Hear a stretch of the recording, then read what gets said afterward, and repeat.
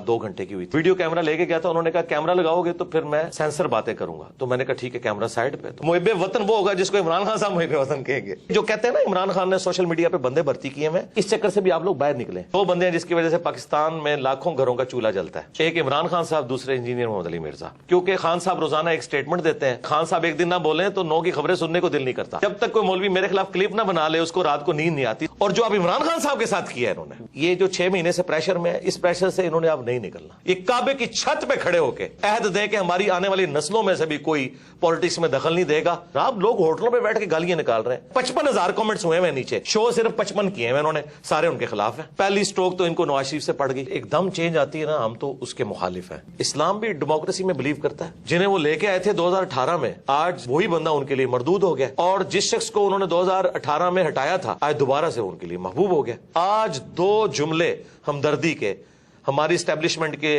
लिए बोलने के लिए कोई पाकिस्तानी कौम में से तैयार नहीं है। जो 2 वक्त की रोटी के मोहताज है ना, ये टैंकों के आगे नहीं लेटेंगे, ये टैंकों पे चढ़ के अवाम को ही कुचलेंगे। इमरान खान साहब जो नैरेटिव लेके निकले हैं ना, उसमें ये जो एलिमेंट वो कह रहे हैं ना कि फौज मुझे बिठाए, डेमोक्रेटिक लीडर का ये काम नहीं को ये कह के मुझे मौका दो। जो कभी कभार वो कहते हैं कि आप न्यूट्रल, तो न्यूट्रल ही रहना है। इन चोरों को लाके मुसल्लत किया, हमें भी मौका दो, वोट को इज्जत दो। नवाज शरीफ साहब ने बड़ी अच्छी बात की थी, कुछ अरसे बाद उन्होंने फिर बूट को इज्जत दी। हमें तो बड़ी उम्मीदें थी जी नवाज शरीफ साहब से, खान साहब से अब उम्मीदें हैं, लेकिन वो फिर दूसरी तरफ चल पड़ते हैं। एक आर्मी चीफ का काम नहीं है कि वो बैठ के ताजरों के साथ मीटिंग कर रहा हो। इसी तरीके से एक प्राइम मिनिस्टर का काम नहीं है कि वो फौज के हवाले से कोई लुच तलने की कोशिश करे। नामालूम अफराद ने अप्रोच किया है कि मैं खान साहब के बारे में कोई ऐसी बात करूं, क्योंकि ज़ाहिर है पब्लिक फॉलो करती है। मैंने उनसे मिलने से भी इनकार कर दिया। इमरान खान साहब उस दिन बड़े लीडर बनेंगे जब ये जेल जाएंगे। ये जेल जाना जरूरी है। नवाज शरीफ साहब भी तो जेल गए हैं ना जी, जो इनके बकौल बुज़दिल हैं। तो याद रखें, इसी जुडिशरी ने पिछली हुकूमत को भी नाअहल किया हुआ है। इसका मतलब है फिर वो फैसले भी गलत थे। जो कल तक हमें कहते थे जी फौज के बगैर तो कुछ भी नहीं होगा, आप फौज के, हालांकि हम फौज पे जायज उस वक्त तनकीद करते थे कि आप ए पॉलिटिकल हो। आज ये लोग, इनका तो ऐसा वजू टूटा है कि ये तो मतलब फौज को गद्दार और पता नहीं क्या कुछ कह रहे हैं। सादिक और अमीन नबील इस्लाम का टाइटल है, उसके बाद जिस तरह की अवाम है उस तरह के लीडर होंगे। लेकिन खान साहब को समझना चाहिए कि उस वक्त जब वो बगले बजा रहे थे ना, आज वही उनके गाटे फिट हुआ है। मैं अहमद अबूबकर हूँ, आप सोशल मीडिया के ऊपर हमारा यूट्यूब और फेसबुक चैनल देख रहे हैं। इस वक्त बड़ी अहम शख्सियत मेरे साथ बैठी हैं, इंजीनियर मिर्जा मोहम्मद अली साहब। उन्होंने टाइम दिया है हमें। तो मैं सर जब आपको देखता हूँ अक्सर सोचता हूँ कि ये बहुत मुश्किल होता है कि आप एक प्रोफेशनल बैकग्राउंड से हों और फिर अचानक एक काया पलट जाए और आप जो है ना बिल्कुल entirely different 180 degree face change आ जाए लाइफ में। तो ये जो लाइफ में टर्निंग पॉइंट होता है, चूँकि हमें नौजवान भी देख रहे हैं, ये क्या होता है और इसके लिए क्या करना चाहिए? देखिए, जो एकदम चेंज आती है ना, हम तो उसके मुखालिफ हैं, क्योंकि वो परमानेंटली नहीं होती, ये ग्रेजुअली है। दीनी मेरा एक बैकग्राउंड तो है, बचपन से नमाज तो हम पढ़ते थे, दाढ़ी भी मैंने यानी कभी भी मुड़वाई नहीं है, शुरू से रखी हुई है। उसके बाद दीन के साथ एक शगफ हमेशा से रहा है। बाकी ज़ाहिर है मैंने एक जॉब की डिफेंस ऑर्गेनाइजेशन में और पैरेलल में अपने दावत का काम भी लेके चलता रहा। फिर अल्टीमेटली ग्रेजुअली करते करते सिचुएशन यहाँ तक पहुंची कि मैंने फुल टाइम अपने आप को इस काम के लिए वक्फ किया। और उसके पीछे ज़्यादातर तो ये सोशल मीडिया का जो एक बूम आया ना, जिसकी वजह से लोग आपकी बात सुनते हैं। अदरवाइज मैंने कोई मदरसा मस्जिद तो बनानी नहीं थी, सोशल मीडिया पे उस लेवल पे काम बड़ा होना नहीं था, अपने करीबी लोगों को बात बतानी थी, हफ्ते में एक दफ़ा गैदरिंग करके हम भी उठ जाते हैं। लेकिन जब ये काम का वॉल्यूम बढ़ा है, उसने फिर रिक्वायरमेंट पैदा की है कि मैं इस काम के लिए वक्फ हूँ। मैं कभी ये नहीं कहूँगा कि कोई स्टूडेंट जो है वो अपनी तालीम छोड़ के इस काम पे लग जाए, नहीं। सबसे आपकी अव्वलीन जिम्मेदारी आपकी स्टडी है, उसके बाद अपनी आप जॉब के ऊपर तवज्जो दें और फिर गिवन सर्कमस्टांसेस में जितना आप कर सकते हैं ना, अपने बीवी बच्चों करीबी रिश्तेदारों तक बात पहुंचाएं। इतने बड़े पैमाने पे तो हर बंदा कर नहीं सकता, ना हर बंदे को इतनी बड़ी फैसिलिटीज अवेलेबल होंगी, ना उसकी जिम्मेदारी है कि उसने बड़े पैमाने पे काम करना है, अपने गिवन सर्कमस्टांसेस में करें। अच्छा मेरे साहब, सर ये जो बर्दाश्त होती है ये बड़ी कोर वैल्यू होती है ना किसी समाज के आगे बढ़ने में, को एग्जिस्टेंस। मेरे नोटिस में है कि आपके हवाले से भी बड़ी अटैम्प्ट होती रही हैं। अब एक मकबूल लीडर है पाकिस्तान के इमरान खान साहब, उन पर भी अटैम्प्ट हुई, मोहतरमा बेनज़ीर भुट्टो साहिबा पर अटैम्प्ट हुई, वो चली गई। तो ये जो बर्दाश्त है ये समाज में से ख़त्म हो गई है। तो अब हम सोसाइटी को तो बहुत इम्बैलेंस देख रहे हैं, तो ये कैसे बैलेंस क्रिएट होगा? बहुत मुश्किल काम है जी। मैंने तो इस बड़े लेवल का बिगाड़ इस मुल्क में देखा है कि मुझे तो नहीं नजर आता कि हमारी जिंदगियों में कोई ऐसी तब्दीली आए इस तरह की। और इसमें मुजरिम वो लोग हैं जी जिन्होंने अपने ज़ाती मकासद की खातिर اور اپنے ذاتی گینز کی خاطر پولیٹیشنز کو یوز کیا, مذہبی جماعتوں کو یوز کیا, جماعتیں بنائیں توڑیں, اور ٹرو ڈیموکریسی یہاں نہیں آنے دی. میں تو یعنی پاکستان کی سب سے بڑی خرابی یہ سمجھتا ہوں, یہاں ٹرو ڈیموکریٹک ویلیوز موجود نہیں ہیں. اسلام بھی ڈیموکریسی میں بلیو کرتا ہے. حلال اور حرام کے دائرے کے اعتبار سے تو آپ نے اللہ اور اس کے محبوب علیہ السلام کی تعلیمات کو دیکھنا ہے, لیکن حلال کے دائرے کے اندر ڈیموکریٹک ویلیوز کے ذریعے یہ چیزیں جو ہیں وہ ان کے ڈیسیژن ہوں گے. قرآن میں ہے وہ امرہم شورا بینہم, مسلمانوں کے جو آپس کے معاملات ہیں وہ مشورے سے طے ہوتے ہیں, اور نبی علیہ السلام بھی جمہور کی رائے دیکھتے تھے, اس کے بعد فیصلہ کرتے تھے. اگر ایک انڈیویجول یہ ڈیسائیڈ کرتا ہے کہ مجھے یہ فلاں پولیٹیکل لیڈر پسند نہیں ہے, اس کو میں نے ہٹا کے فلاں کو لے کے آنا ہے, تو آپ دیکھ لیں جنہیں وہ لے کے آئے تھے 2018 میں, آج وہی بندہ ان کے لیے مردود ہو گیا, اور جس شخص کو انہوں نے 2018 میں ہٹایا تھا آج دوبارہ سے ان کے لیے محبوب ہو گیا. تو جب تک ہم یہ گیم ختم نہیں کریں گے نا, اور عوام کو فیصلہ نہیں کرنے دیں گے, اس وقت تک معاملات سیدھے نہیں ہونے. ٹرو ڈیموکریٹک ویلیوز پلس عدلیہ آزاد ہو. یہاں پہ کسی کے اوپر الزام لگتا ہے نا, الٹا وہ بندہ جب تھانے میں جاتا ہے یا جوڈیشری میں کیس لے کے جاتا ہے تو جج اور تھانے والے کہتے ہیں تو کچھ کیتا ہوئے گا تائیں تیرے نہ لین جو ہے نا, بجائے اس کے ساتھ وہ ہمدردی کرنے کے. جی کوئی نہیں کرتے. اس وجہ سے یہاں جو بدماش ہے, جو یہاں روڈ بلاک کر سکتے ہیں, جو اسلحے کے زور پہ دوسروں کو دبا سکتے ہیں, ان کا اپر ہینڈ ہے, اور جو شریف النفس لوگ ہیں وہ تو ذلیل ہوتے رہیں گے اسی طریقے سے. اچھا سر, یہ جو ہم اب دیکھتے ہیں اپنے چاروں طرف نا انسٹیٹیوشنز کا جو ہے وہ فیلئر ہے. جی ہاں.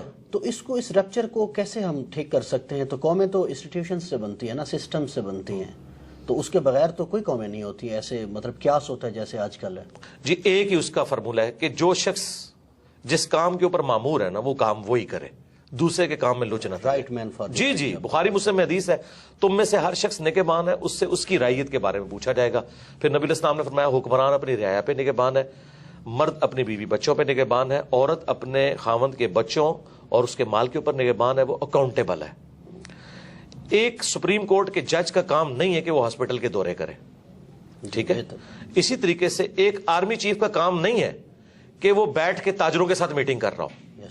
اسی طریقے سے ایک پرائم منسٹر کا کام نہیں ہے کہ وہ فوج کے حوالے سے کوئی لچ تلنے کی کوشش کرے, ٹھیک ہے, جو ان کا انٹرنل سٹرکچر ہے اس کو برباد کرنے کی کوشش کرے. یہ کام نہیں ہونا چاہیے. تو ساروں نے اس میں حصہ ڈالا ہے, اور میرا خیال ہے سب سے کم اگر کوئی حصہ ڈالا ہے نا تو وہ پولیٹیشنز ہی ہیں.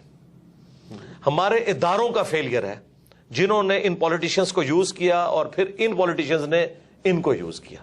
اگر یہ ادارے صحیح کام کرتے ہوتے, پولیٹیشنز کے اعلی کار نہ بنتے, اور یہاں پہ کم از کم 5 دفعہ اسمبلیاں اپنا ٹائم پورا کرتی, تو آپ کو آج کل یہ حالات نظر نہ آتے ہیں. آج 2 جملے ہمدردی کے ہماری اسٹیبلشمنٹ کے لیے بولنے کے لیے کوئی پاکستانی قوم میں سے تیار نہیں ہے. اور اگر اس کے اوپر ہم یہ رونا رو رہے ہیں نا, تو یہ رونا ہم عوام پہ نہیں رو رہے, ان پہ ہی رو رہے ہیں کہ یہ آپ کے کیے ہوئے آگے آئے ہیں. دیکھیں وہ لوگ جو 2018 میں بغلیں بجا رہے تھے نا, ٹھیک ہے, آج وہی لوگ فوج کے سب سے زیادہ مخالف ہوئے ہیں, ٹھیک ہے. کیوں ہوئے؟ پالیسیز کی وجہ سے. اب یہ سمجھتے ہیں کہ ہم اے پولیٹیکل ہوئے ہیں تو 70 سال کے گناہ ایک دن میں معاف ہو جائیں گے, وہ اللہ ہی ہے جو معاف کرتا ہے. یہ آپ نے مینٹل ماڈلز بدل دیے ہیں لوگوں کے. آپ نے اب دیکھیں دوبارہ دہشت گردی شروع ہو گئی ہے, مینٹل ماڈلز آپ نے بدل دیے, مذہبی جماعتوں کے ہاتھ میں آپ نے اسلحہ دے دیا. اب یہ نان اسٹیٹ ایکٹر جو ہیں وہ اس وقت جیب تراش یہ بنے ہوئے ہیں, ٹھیک ہے, کیونکہ آپ نے ان کے چندے بند کیے ہیں, وہ اب عوام کو لوٹ رہے ہیں. یعنی پہلے بھی عوام مر رہی تھی, اب بھی عوام مر رہی ہے. تو آج جو فوج قربانیاں دے رہی ہے نا, تو اس میں سے میجورٹی ان کے بڑوں کی غلطی ہیں جو ان کو بھگتنی پڑ رہی ہیں, اور ہمیں تو خام خواہی بھگتنی پڑ رہی ہیں. تو اگر آج فوج کہتی ہے نا ہم اے پولیٹیکل ہے, تو اپنا وضو قائم رکھیں. یہ کم از کم 25 سال اپنا وضو قائم رکھیں. اس کے بعد تو خیر ان کو کسی نے پوچھنا بھی نہیں اس حوالے سے کہ کوئی ان کو دیکھے نا. طیب اردگان نے, ہاں جی, اس سے زیادہ اسٹیبلشمنٹ وہاں اسٹرانگ تھی. یہ سیم کہانی تھی پاکستان اور ترکی, پاکستان سے آگے تھی جی کہانی. ہاں, لیکن ایک فرق تھا, وہ گوروں میں رہتے تھے, BBC CNN دیکھتے تھے, ان کو basic human rights, true democratic values کا پتا تھا. تو اس لیے لوگ ٹینکوں کے آگے لیٹے. ہمارے لوگوں نے نہیں لیٹنا. جو 2 وقت کی روٹی کے محتاج ہیں نا, یہ ٹینکوں کے آگے نہیں لیٹیں گے. یہ ٹینکوں پہ چڑھ کے عوام کو ہی کچلیں گے. انہوں نے کبھی نہیں لیٹنا. ان کے اندر تو یہ سینس ہی نہیں ہے. اور عمران خان صاحب کے والے سے بھی میں عرض کروں, عمران خان صاحب جو نیریٹو لے کے نکلے ہیں نا, اس میں یہ جو ایلیمنٹ وہ کہہ رہے ہیں نا کہ فوج مجھے بٹھائے, ڈیموکریٹک لیڈر کا یہ کام نہیں کو یہ کہے کہ مجھے موقع دو. ان کو نکالو یار, اس میں سے نکلیں. وہ کہہ رہے ہیں ہم نکلیں, ان کو آپ نکلے رہو. جو کبھی کبھار وہ کہتے ہیں کہ آپ نیوٹرل, تو نیوٹرل ہی رہنا ہے, لیکن کچھ دیر بعد ان کا وضو پھر ٹوٹ جاتا ہے. کہتے ہیں ان چوروں کو لا کے مسلط کیا, ہمیں بھی موقع دو. یار پھر یہ اسی طریقے سے جیسے فضل الرحمان صاحب کہتے تھے امریکہ کو کہ ایک چانس ہمیں بھی دیں. یہ کام نہیں ہونا چاہیے. نیریٹو بہت اچھا ہے یہ, اس میں جو یہ بیچ میں وہ جو کہتے ہیں نا بکری دودھ تے دینی ہے پر مینگنا پا کے, یہ مینگنے نا اس دودھ میں ڈلے. آپ نیریٹو رکھیں, ووٹ کو عزت دو. نواز شریف صاحب نے بڑی اچھی بات کی تھی, لیکن کچھ عرصے بعد انہوں نے پھر بوٹ کو عزت دی. ہاں جی وہی بات ہے. تو ہمیں تو بڑی امیدیں تھیں جی نواز شریف صاحب سے کہ کوئی معاملات کو سیدھے لے کے چلیں گے, لیکن وہ بھی ان کا وضو ٹوٹ گیا. خان صاحب سے اب امیدیں ہیں, لیکن وہ پھر دوسری طرف چل پڑتے ہیں. آپ کا سر ایک پالیٹکس کو ظاہر ہے آپ بھی تو ایک شہری کی حیثیت سے دیکھتے ہیں, تو خان صاحب کا لگتا ہے کہ یہ وضو کچھ عرصہ قائم رہے گا یا ٹوٹ جائے گا؟ نہیں, مجھے تو نہیں نظر آتا. وہ تھوڑی دیر بعد اپنے بیانات سے خود ہی پیچھے ہٹ جاتے ہیں. اس کے لیے ان کو ایک دفعہ پکا کھڑا ہونا ہوگا. اس کے لیے ان میں یہ کمپیٹنسی ہونی چاہیے کہ وہ جیل جانے کو بھی برداشت کریں. ابھی دیکھیں جیسے ہی کچھ ہوتا ہے تو بہادر تو ہیں. نہیں, بہادر تب ہیں جب وہ کہیں گے ٹھیک ہے یار گرفتار کرو مجھے, ٹھیک ہے کیا ہوگا زیادہ تک مار دیں گے ان کو. نواز شریف صاحب بھی تو جیل گئے ہیں نا جی, جو ان کے بقول بزدل ہیں. یہ کیوں جو ہے بندے اکٹھے کر لیتے ہیں اپنے گرد کہ جی کو بندہ داخل نہیں ہونے دیں گے عوام کو. ان کو چاہیے خود کہیں کہ آئے مجھے گرفتار کریں. پھر بلاتے تو ہیں لیکن اپنی حفاظت کے لیے بندے بھی اکٹھے کر لیتے ہیں. نہیں, اس طرح نہ کریں. ایک رات فون کریں خود سی ایم پنجاب کو کریں یا وہاں پہ رانا ثناء اللہ کو کریں کہ میں یار بیٹھا ہوں, آ جاؤ بھائی, میں جا رہا ہوں, جو کیس ہے میں جوڈیشری سے مجھے انصاف ملے گا میں کروں گا. اور اگر یہ کہتے ہیں یہی ہے تو یاد رکھیں اسی جوڈیشری نے پچھلی حکومت کو بھی نااہل کیا ہوا ہے. اس کا مطلب ہے پھر وہ فیصلے بھی غلط تھے. اگر آپ کو اسی جوڈیشری سے خطرہ ہے نا کہ آپ کے خلاف فیصلہ کریں گے تو یاد رکھیں پھر پچھلے فیصلے بھی ان کے غلط ہی تھے. پھر تو آپ کسی ایک جگہ کھڑے ہونا. تو میرا خیال ہے عمران خان صاحب اس دن بڑے لیڈر بنیں گے جب یہ جیل جائیں گے.